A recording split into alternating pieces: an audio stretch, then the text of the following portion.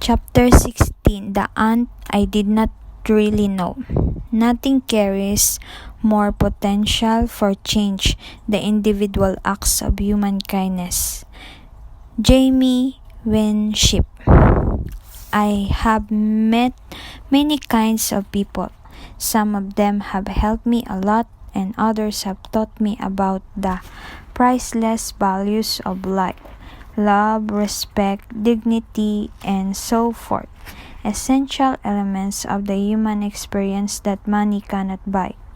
I devoted many hours to thinking about who the protagonist of this story should be, and I thought about my aunt.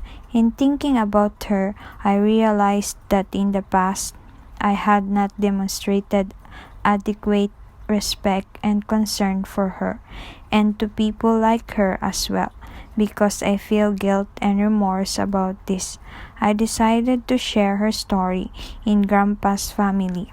Aunt's presence seems to be not as influential as that of her siblings.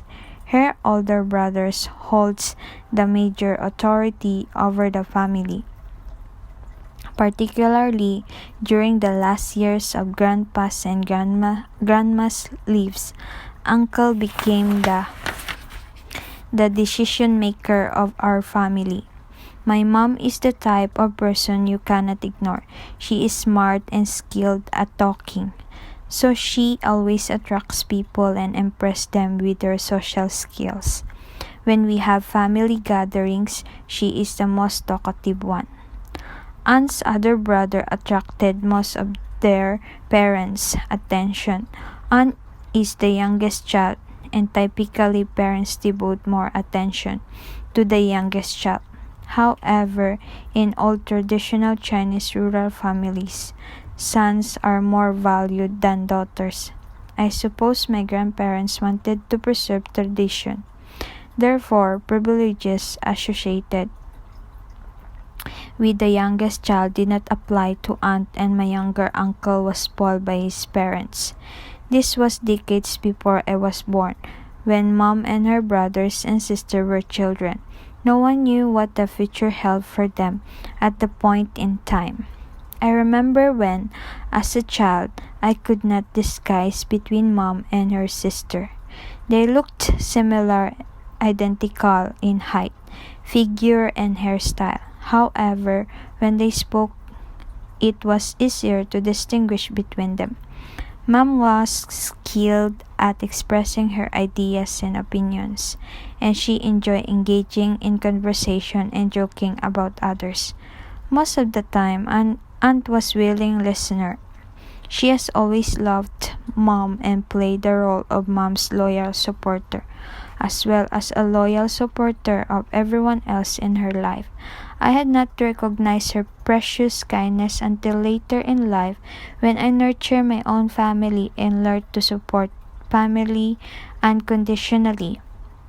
Years later, I never mistook aunt for mom.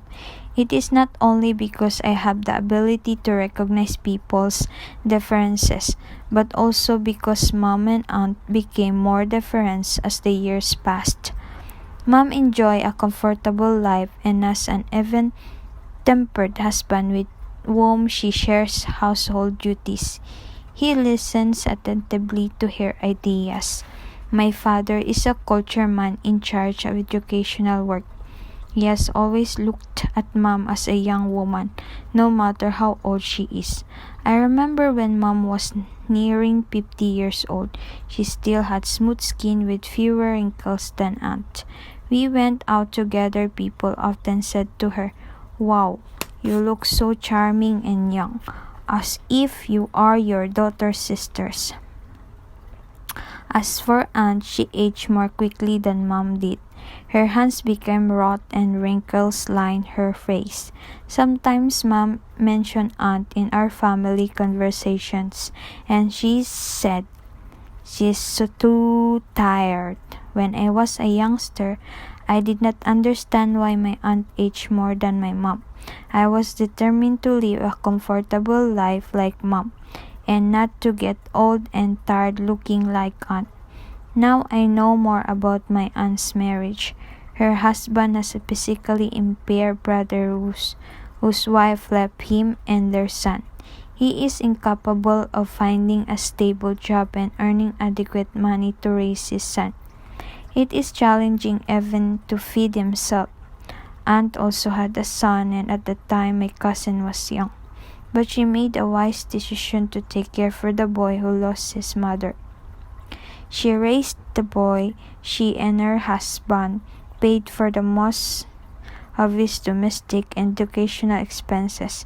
She provided support and unconditional parental love to the boy until he graduated from college and married.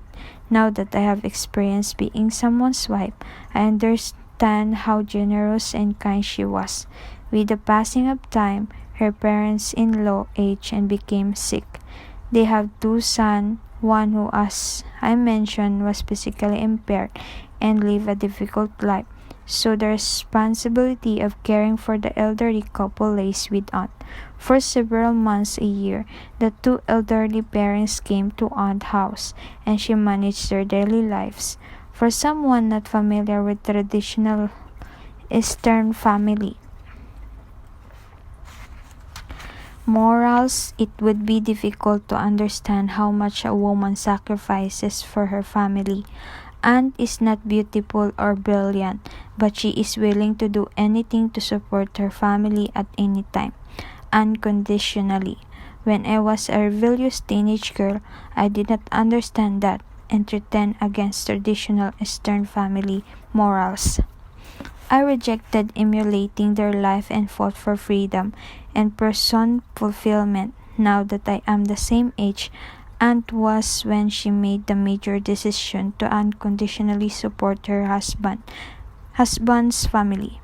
I have a deeper understanding of her. I still value freedom and my dreams. I hope I can be as fortunate as Mom. However, I realize that true happiness does not depend on one physical appearance or luck, but instead on what brings you peace and joy, on expressing kindness to other people and on making them happy. I became a mother 3 years ago that same year and following year. Grandma and Grandpa died in succession. Mom was busy caring for my baby and me. My elder uncle bickered with Grandpa, so they were unhappy with each other, and my younger uncle, who used to be the favorite amongst my grandparents' children, had been addicted to gambling for years and ended up penniless. He divorced his wife and finally left his life behind. Grandpa and Grandma did not see him again until they died. The one who cared for them was Aunt. I remember visiting Grandma in the hospital ward when Aunt was cleaning her. Grandma lay on the bed and was not able to turn over without assistance because she was unable to get out of bed for a long time. She had developed bed sores. Aunt held her back gently and cleansed her skin as Grandma groaned in pain. I wish I could do something to relieve her pain. I appreciated what Aunt was doing, expressing unconditional love for Grandma. It made me recall the rebellious attitude I had as teenager, and I realized that I had become a different person, mature, caring, sensitive, and altruistic. Mom and Aunt are aching but remain in a loving relationship, much like what they shared and valued during their childhood. Mom remains outgoing and talkative, and Aunt is glad to play the supporting role as usual. I love them. I'm not sure what kind of elderly woman I will be, but I hope I will be as optimistic as Mom and as kind as Aunt. By who? You.